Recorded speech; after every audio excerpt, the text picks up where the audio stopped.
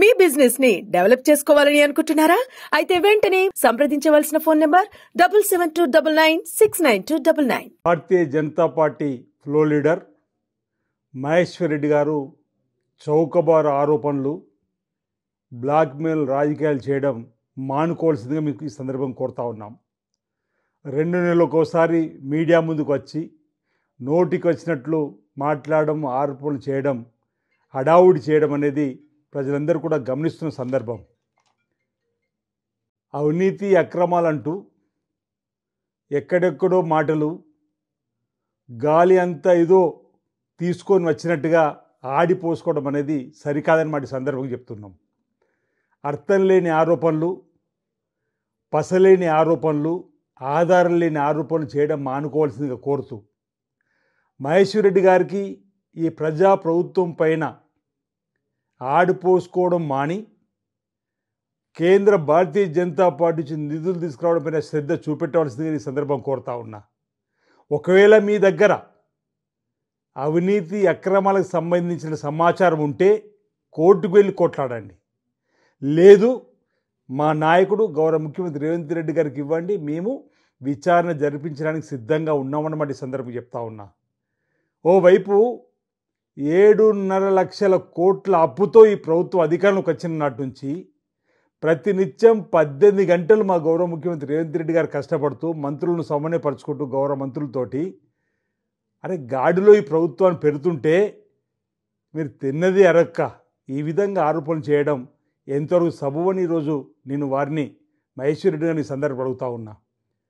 గత ప్రభుత్వంలో జరిగిన అవినీతి పైన ఎందుకు మీరు నోరు మెదుపులేదు అంటున్నాం. ఈరోజు గత ప్రభుత్వంలో జరిగిన అవినీతి అక్రమాలపైన కేటీఆర్ గారు ఫార్ములా కార్ రేస్ సంబంధించిన దానిపైన మేము ముందుకు పోతూ ఉంటే ఎందుకు మీరు వారిని వెనుకేసుకొని వచ్చే విధంగా మాట్లాడుతున్నారని చెప్పనేది. అసలు కేటీఆర్ని కానీ కేటీఆర్ కుటుంబాన్ని కానీ ఏనాడు కూడా పల్లెత్తు మాట్లాడకుండా ప్రభుత్వం పైన పసలేని ఆరోపణలు చేస్తూ ఎందుకు మీరు ఈ విధంగా ప్రభుత్వం పైన ఆడిపోసుకుంటారో చెప్పని అడుగుతున్నా.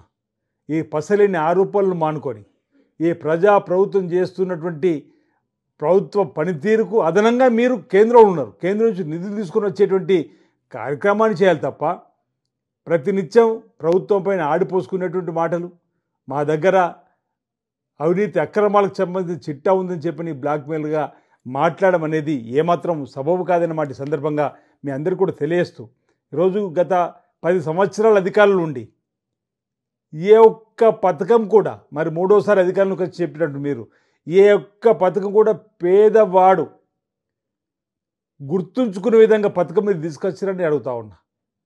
ఈరోజు ఈ దేశవ్యాప్తంగా కూడా పేద ప్రజలకు ఉపయోగపడే పథకాలు ఏమైనా నచ్చినట్టు కాంగ్రెస్ ప్రభుత్వంలో ఈరోజు 21,000 కోట్లు రైతుకు రుణమాఫీ చేసినటువంటి సందర్భం. ఈరోజు మీరు ఎగవేసిరు రైతులకు రైతు భరోసా గురించి ఏదో మాట్లాడే ప్రయత్నం. మేము రైతు భరోసా ఇవ్వడానికి సిద్ధంగా ఉన్నామని చెప్తున్నా. ఈరోజు సంక్రాంతి నుంచి రైతు భరోసా కూడా ఇస్తామని చెప్పడం జరిగింది.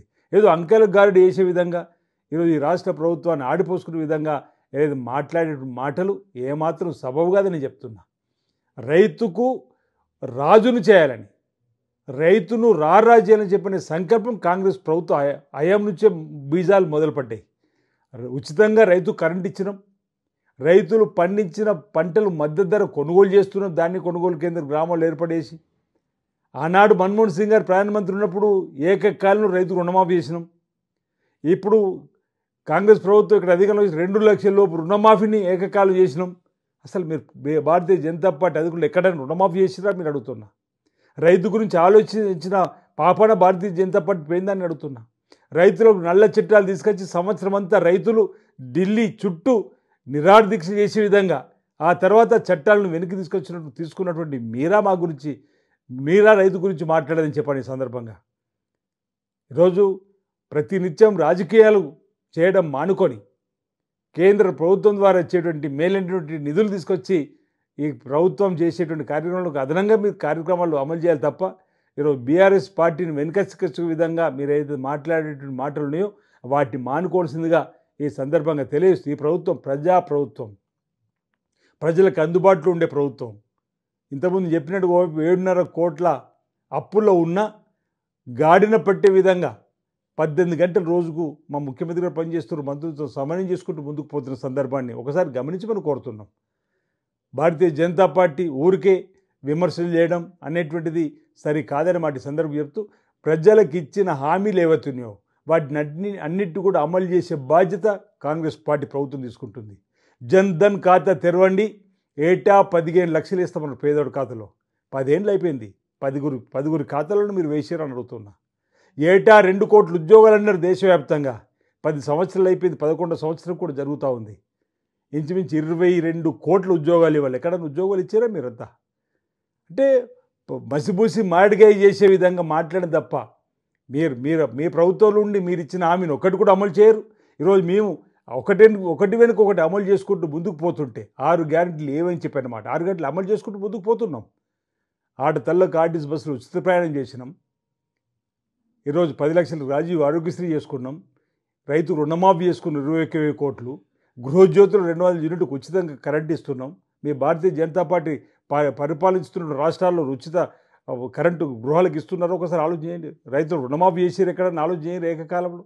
అయితే మీ ప్రభుత్వం ఎక్కడున్నా కానీ ఇలాంటి కార్యక్రమం అమలు చేయనటువంటి వాటిని ఈ ప్రభుత్వం చేస్తున్నటువంటి అక్కడ పోయి చెప్పుకునేటువంటి పరిస్థితి చేసే విధంగా మేము పరిపాలనిస్తుంటే సమర్థించాల్సింది పోయి అభినందించాల్సింది పోయి ఈ విధంగా విమర్శించడం, పసరైన ఆరోపణలు చేయడం సరికాదని సందర్భంగా తెలియజేస్తా ఉన్నాను.